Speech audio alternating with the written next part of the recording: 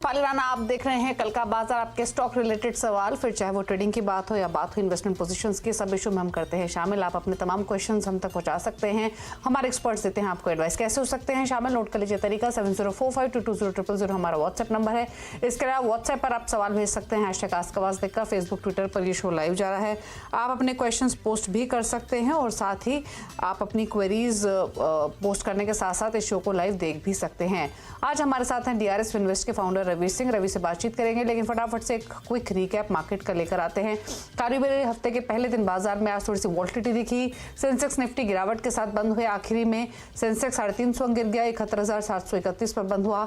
Nifty 82 अंक गिरकर 21,772 पर। आज सबसे ज्यादा खरीदारी हमने public sector stocks, pharma stocks, auto energy stocks में देखी। FMCG इंफ्रा IT स्टॉक्स में दबाव देखने को मिला। अब ले लेते हैं कल का एक क्विक आउटलुक रवि से। रवि बताइए पहले तो कल के लिए ट्रेडिंग स्ट्रैटेजी क्या रहेगी निफ्टी बैंक निफ्टी दोनों पर? लेकिन निफ्टी में थोड़ी सी गिरावट जरूर आई है दिवाली जी, लेकिन मुझे लगता है कि अभी यहाँ पर निफ्टी का मोमेंटम जो है वो पॉजिटिव है। साथ ही बैंक निफ्टी की बात करें तो उसका भी पॉजिटिव काफी हद तक दिखाई दे रहा है। एक बार को लेवल अगर ध्यान रखते हैं तो यहाँ पर 750 और 21,700 ये काफी स्ट्रॉन्ग सपोर्ट यहाँ पर निफ्टी में नजर आएंगे। और साथ ही बैंक निफ्टी की बात करें तो 45,500 का काफी स्ट्रॉन्ग सपोर्ट है। तो इन लेवल से थोड़ा सा रिवर्सल वापस देखने को मिल सकता है और कल के दिन की एक्सपेक्टेशन है कि निफ्टी और बैंक निफ्टी में फिर से एक बाइंग मोमेंटम देखने को मिलेगा और अप साइड में करीब निफ्टी जो है वो वापस से 21,950 का आंकड़ा और बैंक निफ्टी की बात करें तो 46,000 का आंकड़ा छूती हुई नजर आएगी। ओके चलिए, ये तो राय रही इंडेक्स पर, लेकिन क्वेरीज लें उससे पहले बात कर लेते हैं कुछ सेट ऑफ स्टॉक्स की। तो रवि बताइए कुछ सेट ऑफ स्टॉक्स जो आपके रडार पर हैं। जी, आज मेरे रडार पर 4 स्टॉक हैं। सबसे पहले तो आज आपने यूको बैंक में झमाझम तेजी देखी है, टेक्निकल चार्ट पर अच्छा लग रहा है। तो यहाँ पर करंट लेवल से एक बार को बाय बनता है। अपसाइड टारगेट देखते हैं तो 65 का और स्टॉप लॉस देखते हैं तो 50 रुपए का स्टॉप लॉस लेकर चल सकते हैं। ये सभी लॉन्ग टर्म के लिए काफी अच्छे स्टॉक्स हैं। दूसरा स्टॉक है कामधेनु वेंचर्स। आज 5% की तेजी रही है और स्टॉक काफी तेजी से मूव कर रहा है। तो यहां पर करंट लेवल पर एक बार बाय की खरीदारी कर सकते हो और इसके फंडामेंटल और रिजल्ट्स काफी एज द एक्सपेक्टेड रहे हैं और FIIs ने भी 16% का स्टेक दिया। तो ओवरऑल और टेक्निकल चार्ट पर भी फ्रेश ब्रेकआउट है। टारगेट की बात करें तो 260 रुपए के टारगेट के लिए 200 के स्टॉप लॉस से बाय किया जा सकता है। तीसरा स्टॉक है ईज माई ट्रेड। कल इस स्टॉक में अगर आप देखोगे तो एक KYP है 1,000 करोड़ रुपए का और दूसरा साथ ही आप इसके रिजल्ट फ्राइडे तक देखोगे तो इस समय 49 के पास चल रहा है और करंट लेवल से बाय की रिकमेंडेशन है। टारगेट होगा 60 रुपीज का अपसाइड और स्टॉप लॉस देखे तो 45 रुपीज का स्टॉप लॉस लेकर चल सकते हैं। चौथे स्टॉक की बात करें तो है NMDC। 240 रुपए पे अच्छा ब्रेकआउट दिखा रहा है। टेक्निकल चार्ट्स यहाँ पर अच्छे हैं। 255 के टारगेट के लिए 235 के स्टॉप लॉस से इसको भी बाय किया जा सकता है। और यहाँ पर चौथा स्टॉक देखते हैं तो एक बार नेशनल फर्टिलाइजर 110 रुपए के करीब बाय किया जा सकता है। अपसाइड टारगेट 120 का और यहाँ पर स्टॉप लॉस 105 का लेके चल सकते हैं। तो ये 4 काउंटर हैं जिनमें कि अच्छा मोमेंटम आपको देखने को मिलेगा। ओके चलिए, इतने कुछ सेट ऑफ स्टॉक्स आपको रेकमेंड किए गए हैं जिसमें सरकारी स्टॉक्स भी हैं, यूको बैंक, साथ ही NMDC, Kamdhenu ventures, easy trip planners, यहाँ पर खरीदारी करने की सलाह है। लेकिन चलिए बिना देरी के सवालों को करते हैं अब शामिल शो में। पहले कॉलर मनमथ नंदा नोएडा से हमारे साथ कनेक्टेड है। नंदा जी नमस्कार, बताइए क्या सवाल है आपका? नमस्कार मैम। मैम 2 शेयर के ऊपर मेरा क्वेश्चन है, एक IOCL और एक SBFC फाइनेंस। मैम IOCL मेरा जो परचेज है 95 में 2000 शेयर है और मैं ये जब हमारे एक्सपर्ट में लास्ट टाइम डिस्कशन करा था तो 150 का टारगेट तो लेकर हम चले थे, लेकिन अभी लास्ट में 2 डेज में ये काफी ऊपर सर्किट में जा रहा है। तो आगे के लिए क्या रखें? अगर हमें इसको नेक्स्ट 1.5-2 साल का व्यू लेके चलूं तो क्या रहेगा? और सेम SBFC फाइनेंस में और दूसरा स्टॉक मेरा जो परचेज है 76 रुपीज में है, तो इसमें भी 1000 से आ रहे हैं। तो आगे इसमें 1.5-2 साल में क्या रहेगा व्यू पर बताइए। नहीं तो IOC के अलावा दूसरा स्टॉक आपने कौन सा बताया?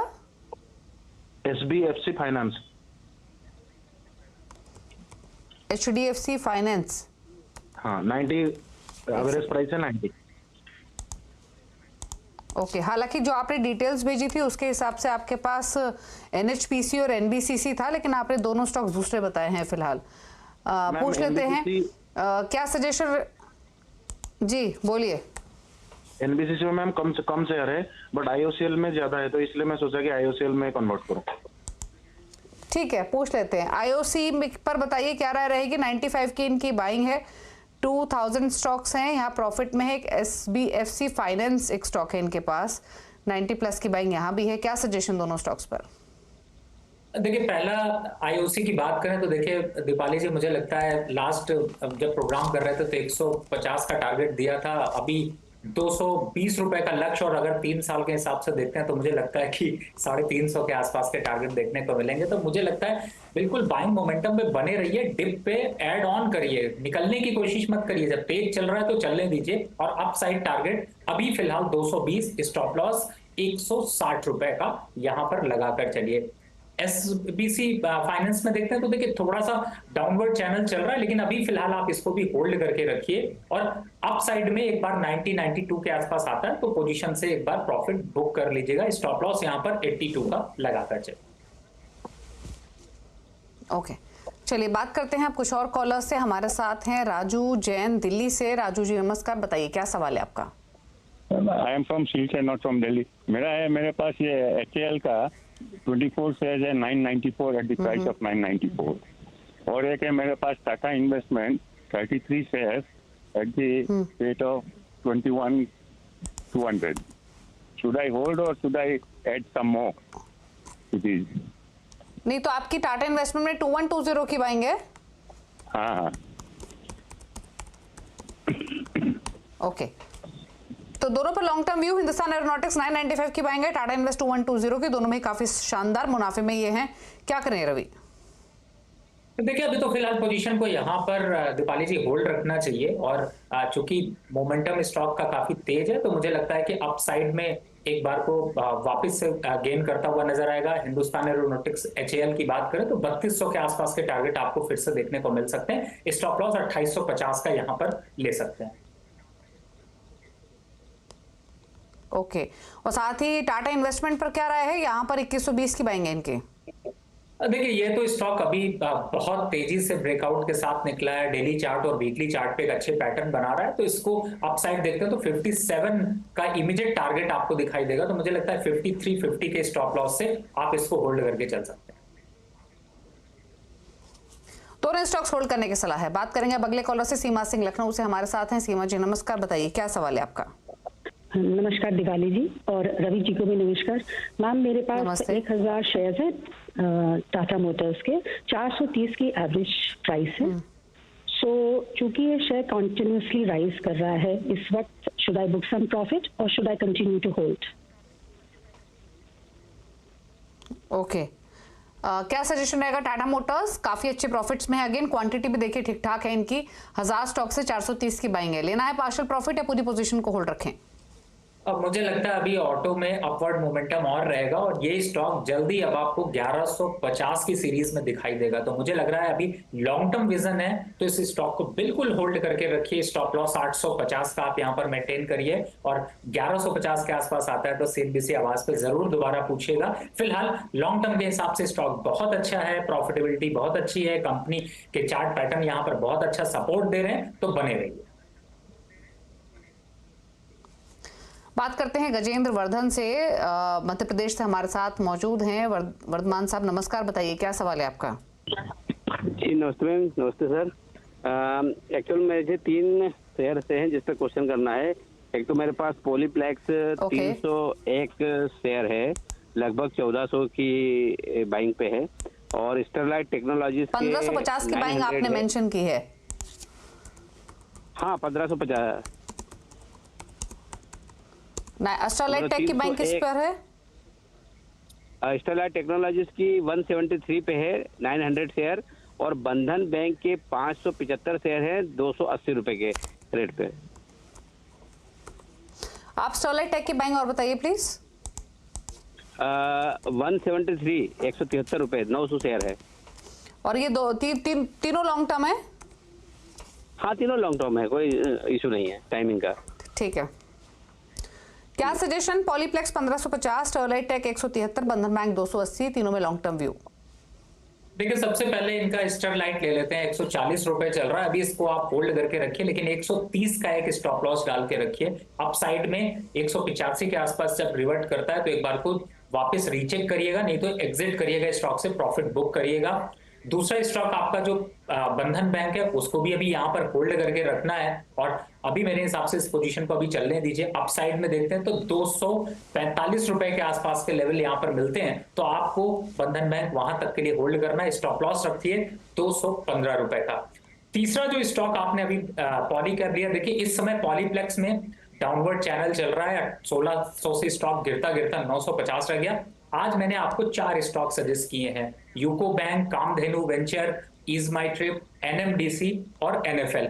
आप इस स्टॉक से आप चाहे तो ये चारों स्टॉक में अपनी पोजीशन को स्विच कर सकते हैं, लेकिन आपको पॉलीप्लेक्स से एक बार यहां पर निकलना चाहिए। और जो मैंने स्टॉक्स दिए ये सभी काफी अच्छे हैं, तो आप चारों स्टॉक्स में आप अपनी पोजीशन चाहे तो बना सकते हैं, चाहे तो एक स्टॉक में बना सकते हैं। ओके, बात करते हैं अगले कॉलर से, और हमारे साथ अब हैं बाबुल मित्रा फरीदाबाद से। बाबुल जी नमस्कार, बताइए सवाल। नमस्कार दीपाली जी। नमस्ते, बताइए सर क्या सवाल है आपका? मेरे 2 सवाल है। एक है आपको JSW एनर्जी, ये 200 शेयर है मेरे पास, 76 का बाई है। मैं 2016 से होल्ड कर रहा हूँ इसको। ओके। और दूसरा है शाइनकॉम फार्मूलेशन, ये 30,000 शेयर है मेरे पास, वो 12 रुपया बाई प्राइस। ओके, कौन सा ये स्टॉक होल्ड बताया आपने? करूँ क्या मैं सेल कर? शाइनकॉम फार्मूलेशन, आप स्पेल कर पाएंगे एक बार नाम? हाँ जी, शाइनकॉम फार्मूलेशन, 30,000 शेयर है मेरे पास, 30,000 शेयर है मेरे पास, 12 रुपया। पहले तो मैं आपके स्टॉक को ढूंढ नहीं पा रही हूँ। अच्छा, सिनकॉम फॉर्मुलेशंस, ठीक है। तो यहाँ पर 12 रुपए की बाइंग है, JSW एनर्जी में 76 रुपए की बाइंग है। सिनकॉम फॉर्मुलेशंस आमतौर पर स्टॉक की चर्चा तो नहीं होती है, बट पूछ लेते हैं रवि से। रवि, क्या राय रहेगी? सिनकॉम फॉर्मुलेशंस 12 रुपए की खरीदारी, JSW एनर्जी 76 रुपए की बाइंग, काफी शानदार प्रॉफिट JSW एनर्जी में। देखिए JSW एनर्जी को पहले बता देता हूं, इसको आप अभी कंटिन्यू रखिए, और इस समय के जो लेवल्स चल रहे हैं, जैसे इस समय 492 है, ये 550 रुपए तक जाता हुआ नजर आएगा। तो आप यहां पर 480 के स्टॉप लॉस से इस स्टॉक की पोजीशन यहां पर कंटिन्यू करिए। अब दूसरा स्टॉक आपने 12 रुपए पे खरीदा है, 15 रुपए इस समय चल रहा है। बिल्कुल आपने सही कहा कि थोड़ी चर्चा कम होती है, लेकिन थोड़ा मोमेंटम है, तो आप इसको 17 रुपए के टारगेट के लिए यहाँ पर होल्ड कर सकते हैं, और 17 के आसपास आता है तो एक बार को चाहे तो प्रॉफिट बुक कर सकते हैं, नहीं तो दोबारा राय ले सकते हैं। ओके, बात करते हैं हम नलिन जोशी से, इंदौर से हमारे साथ हैं। नलिन नमस्कार, बताइए सवाल।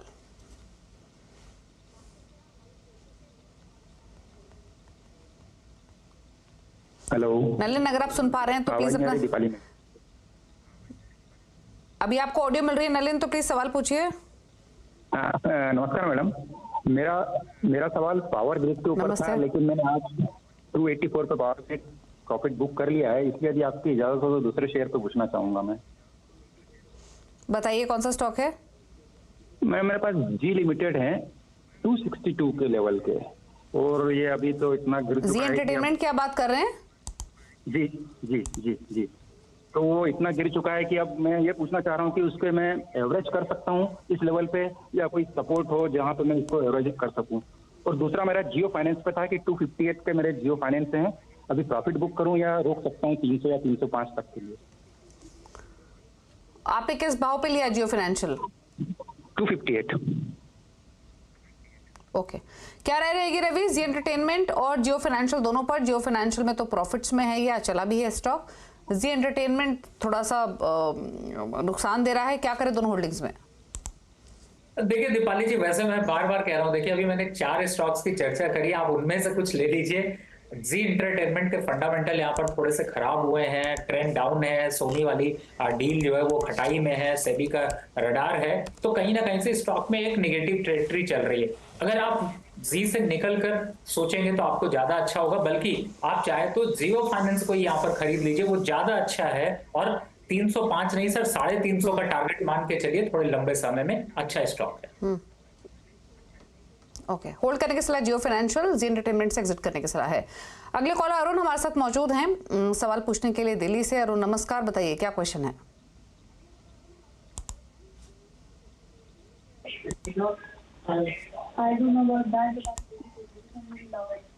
वरुण प्लीज सवाल पूछिए अपना।